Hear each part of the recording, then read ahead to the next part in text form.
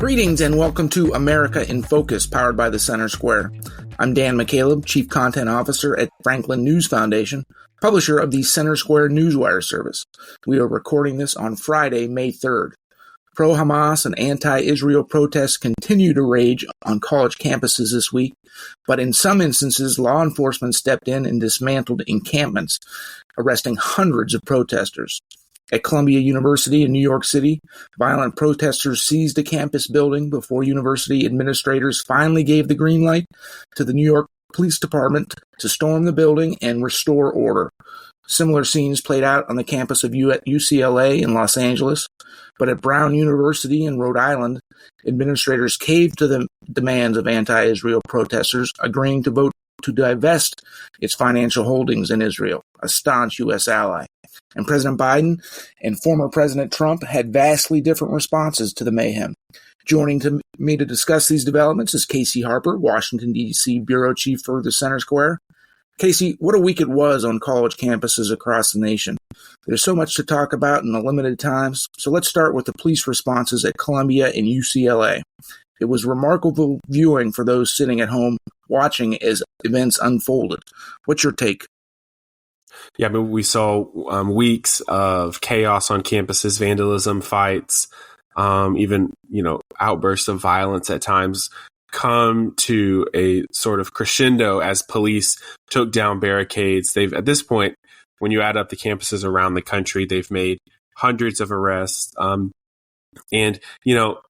think I'm actually, maybe not always a great purveyor of wisdom, but I thought Joe Scarborough on MSNBC had an interesting take on this when he compared it to the Vietnam War protests, and pointed out how those protests and the kind of radical nature of them helped propel Ronald Reagan into office just a couple of years later, right?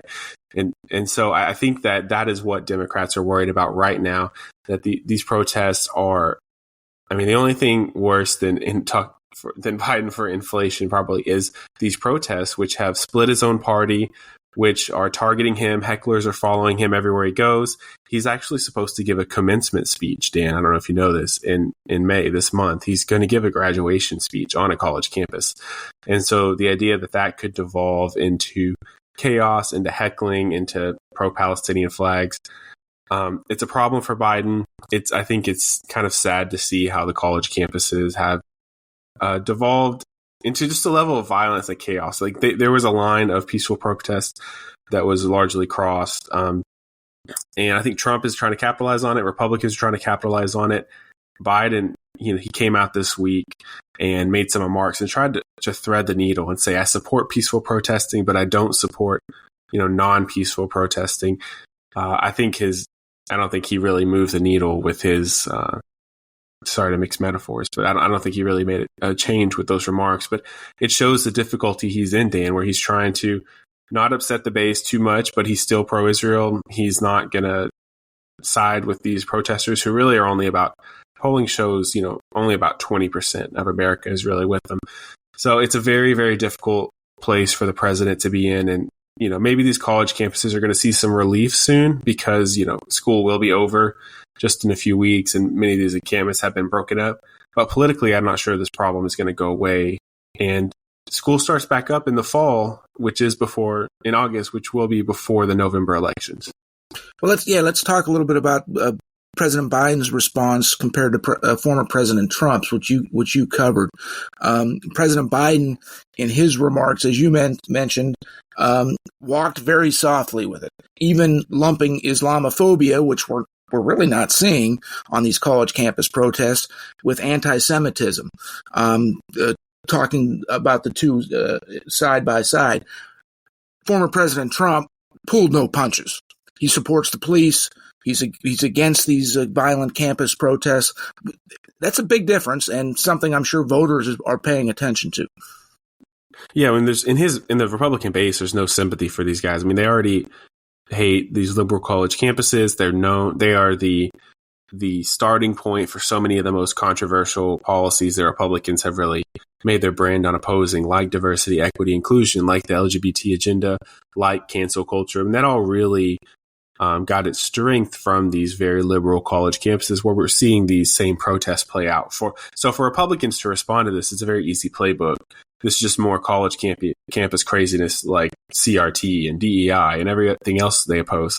So it's been pretty easy for them to respond. And the protesters, in some sense, have made it easy for them. On one campus, they took down the American flag and they put up a Palestinian flag. On another campus, they draped George Washington in Palestinian flag and like a head covering and of some kind. And so they've created some really viral images that I think won't sit well with a lot of Americans. And I do think this plays into also sort of the immigration issue that Biden is also taking a lot of fire for, because we're letting so many people into this country, and not just, maybe 10 years ago, people would have assumed it's Hispanic population, but now we know it's not that anymore. It's people from all over the world, many people from Arab countries, and they're bringing ideas with them that are just very different from what many average Americans hold, and we're seeing that clash now. And so I think it is highlighting a fear that people do have about mass migration at the level that we're seeing it.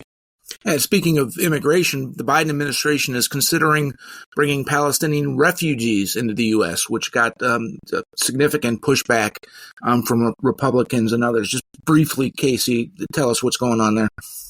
Yeah, I think this is just a big faux pas for the White House. They were considering it behind closed doors, and someone leaked it for some reason. I'm not sure why they would do that, but CBS News reported it. Biden immediately took a ton of fire, as expected. House and Senate Republicans sent a letter, blasting the idea. I think a lot of Democrats are very quiet on it because we just know from polling that many Palestinians supported Hamas's attack. They didn't necessarily participate, but they supported Hamas's attack on Israeli civilians, that terrorist attack. Many of them know there are terrorist sympathizers or related to Hamas or support them privately. Hamas is interwoven with the Palestinian community very strongly. It's not just some small government that doesn't have the ties. Hamas was voted in initially by the Palestinian people, so it's hard to separate them. I know for sure there are many Palestinian victims caught in the crossfire here, and there's no doubt about that. But at the same time, there are also just such strong terrorist sympathies in that population that the idea of bringing them over does not sit well with, of course, the lawmakers and definitely many of the American people. I just want to briefly acknowledge some of our journalists who have been covering this story, because it is a nationwide event, particularly Sarah Roderick Fitch in New York and Kenneth Schrupp in California. Casey, thank you for joining us today. Listeners can keep up with this developing story and more at thecentersquare.com.